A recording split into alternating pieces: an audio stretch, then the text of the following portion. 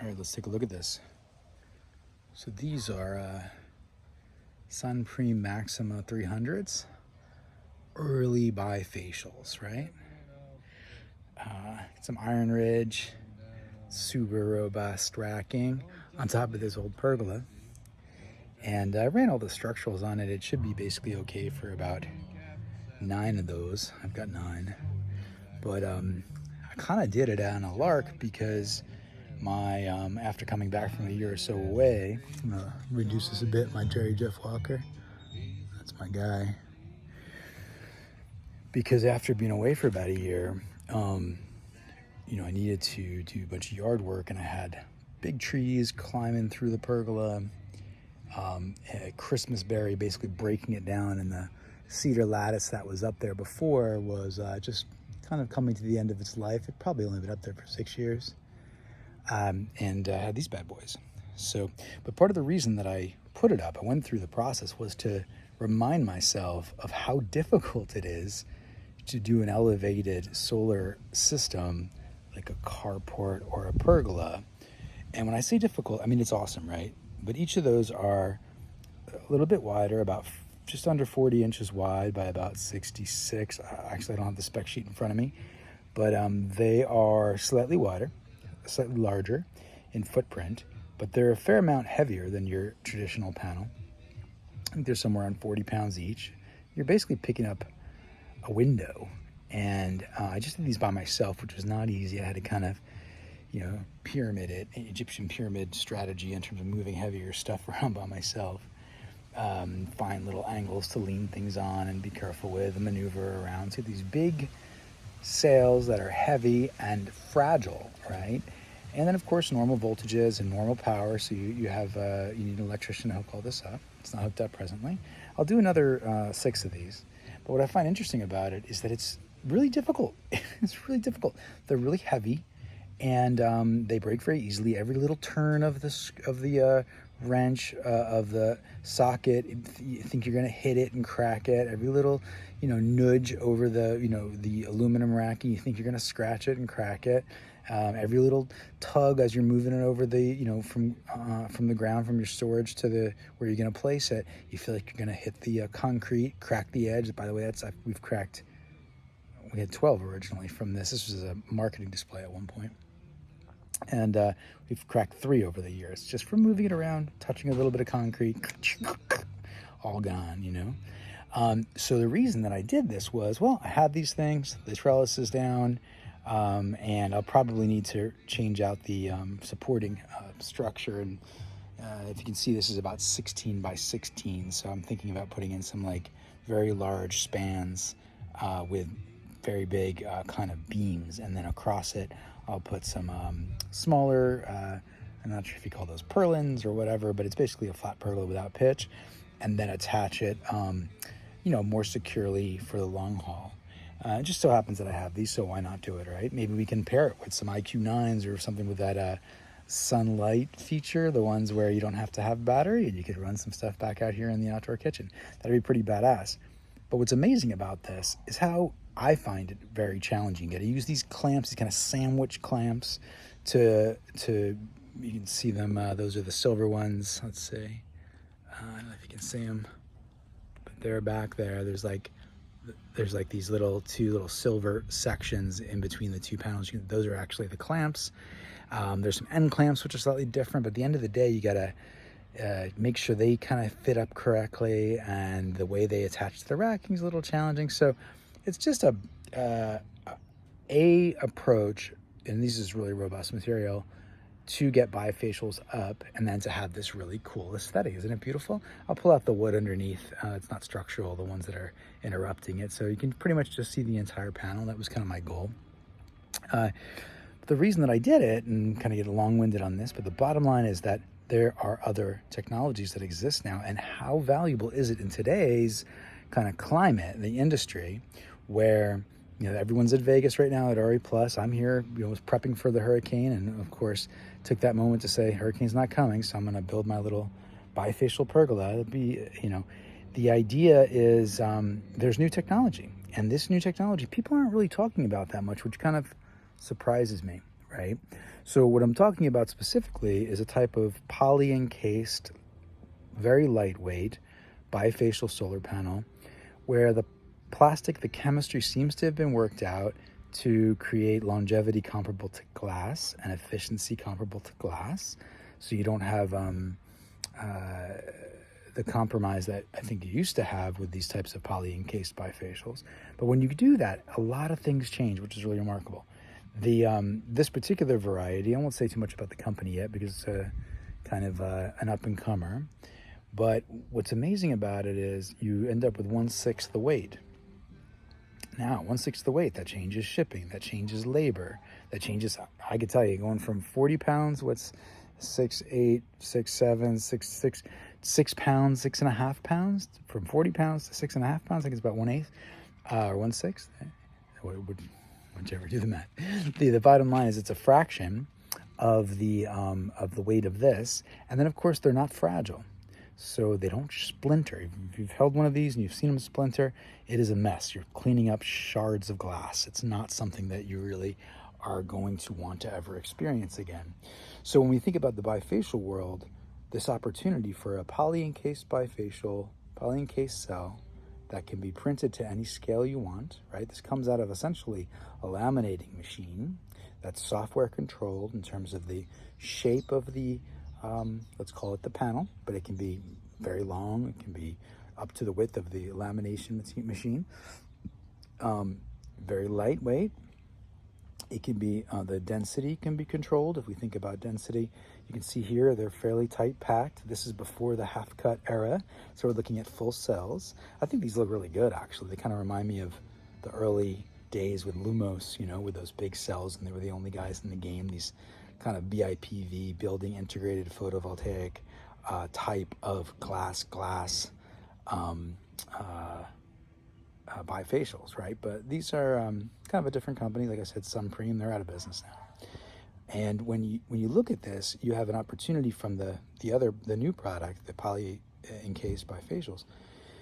You can modulate the density, so you can put cells closer or farther apart based on what your needs are. So if you're doing some type of agriculture, for example, where you need a certain amount of light in a certain geographic environment, a certain climatic environment, and you're looking for a certain soil composition to preserve a certain amount of, let's say, moisture in the soil, for example, then you can change just in the software the density, the frequency, you could say, the amount of cells. I've seen a lot of these with half-cut cells these days, which there's all the benefits we know about half-cut cells. So I kind of went through this exercise to remind myself, and this has got to be, had these for a long time, maybe 9 or 10 years, remind myself of the complexity, the weight, the difficulty, the infrastructure requirements, the structural requirements of that kind of weight. It's not just the weight, it's also the wind loads plus weight. That's those combo of structural issues to deal with, and you need a really robust framework to deploy that. So, wow, it is difficult, or at least for this old fella, it's very difficult to get this up by myself. Of course, it's probably a two-man job, not really meant for that to begin with, but man, not easy. And then the luxury of working with a poly-encased bifacial, half-cut cell, modulating the density, the frequency of those cells, and then be able to think about some other value propositions. For example, I was doing this, one could say during the hurricane, but of course the hurricane had already passed us, and I said, well, I might as well, it's not coming, there's not going to be any winds, I'll take this time that I have to try this out. The lattice is already down. When you think about the potential of loads on the panels themselves from wind, what's interesting about the poly-encased strategy is they can be breakaway, right? You could easily set them up in such a manner where the connections are really like almost like a snap. See what I did? I made a snap sound there. A snap where it is it's set to a certain load, and boom, the loads come in, and rather than worry about the whole structure come down, it pops off. That, to me, that was a very exciting thought process, right? So you got this weight reduction, you've got this, let's say, versatility in how you create it, the shapes, the cell density. You've got this structural, removing all the structural requirements of these robust structures. They just need to be able to stand on their own, basically. And then even the opportunity to be able to have them break off panels, essentially, because it's just a piece of plastic at the end of the day, right? This is not really something that's very dangerous. The other thing that's interesting about this particular panel that I'm thinking of is it's low voltage, so much so. And you can make decisions about what voltages you want, but in order to be able to be paired with different types of inverters and optimizers and micros. But the standard is a low voltage, and it's a DIY scenario. So then you're removing the high cost of electricians and of the deep expense that we know about this cost stack that's in the United States, right? So if you look at the cost stack of just deploying conventional PV, roof-mounted PV, in comparison with, for example, Australia. That's the great comparison. The cost stack here, the cost stack there, completely different. Why is that? It's basically the same thing. It's the same technology. It's the same kit. Well, you have certain rules and requirements. You have certain things that make it a substantial difference in pricing, just the overall cost stack to get PV on roof. Well, something like this really goes after that. It goes after it on all the levels I just mentioned. But if you go back to the manufacturing of it, this is where it starts to really get exciting. You're talking about a lamination process with very minimal steps. The fellow that developed this was working in the tooling creation of photovoltaics, and he knew all the different step counts that were there for the different types of modules. For example, the SunPower's a notoriously long count. I think it was something in the 20s, like different things that needed to be due to the individual cells. This was years back. To the individual to go from, they call it what do they call it, sand to glass. I think that was the sand to silicon, something like that. So it was to get from scratch to a finished product. How many steps are involved in that process?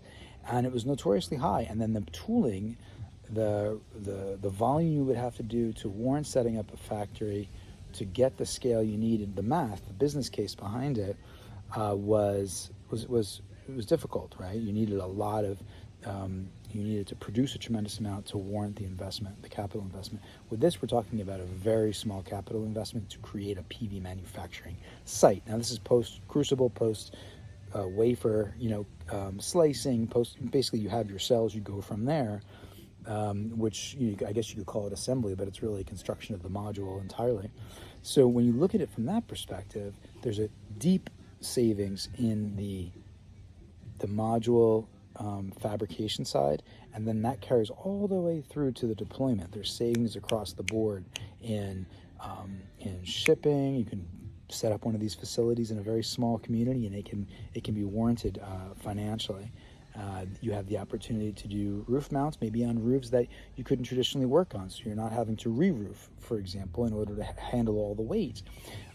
You have the opportunity to do carports. You really could do carports affordably, certainly on a residential level. This is a kind of a very, I would say, elite product. To have a solar carport for your EV is like something you see in Architectural Digest or something. It's not a practical thing, but this now opens the door for people to have carports. There are shade structures. I've been talking to the guys that are in the shade structure, business, and all they do out here, because it's so much sun, is put these shade structures up. And I get a sense of the pricing per square foot just to ship the product in. It's all aluminum with these kind of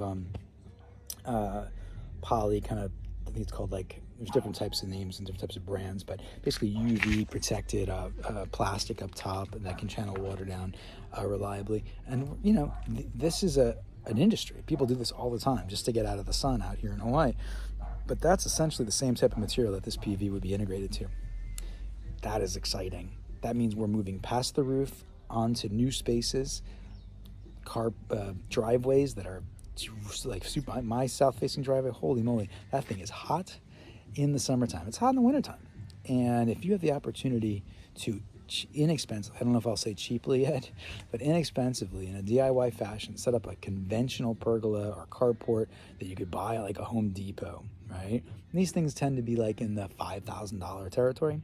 Not expensive stuff. They're just built to handle this lightweight material, and then use solar instead, and it's DIY solar, and it can incorporate it into any existing household inversion for the most part. Good. Now we're moving into a whole brand new territory that's perfect for the times. It's inexpensive DIY kind of massively deployable, kind of you can print it pretty much anywhere solar. So this is the type of thing that Solar Coaster's been kind of working on, moving a little bit away from doing shows, although we got some great shows on cool topics that are coming out at the moment. The cooperative here in Maui is one that we feel is really important to the community. I think we're going to see a lot more cooperative activity throughout the country in the future. It's an electric cooperative, the King Kalakaua. Give a shout out to that King Kalakaua Electric Cooperative. But also technological shifts and changes in assumptions about how you get this thing done. That is what I wanted to share. There you go. So an exercise in moving heavy glass around up on a pergola. Ultimately, it'll be 9 times 400 pounds plus the aluminum, called another 100 pounds. Yeah, maybe more, so probably 500 pounds up here. I think I'll probably have to change out the structure. It's really not made for that. Look forward to the future. Poly encased bifacials, here we come. Aloha from the Solar Coaster.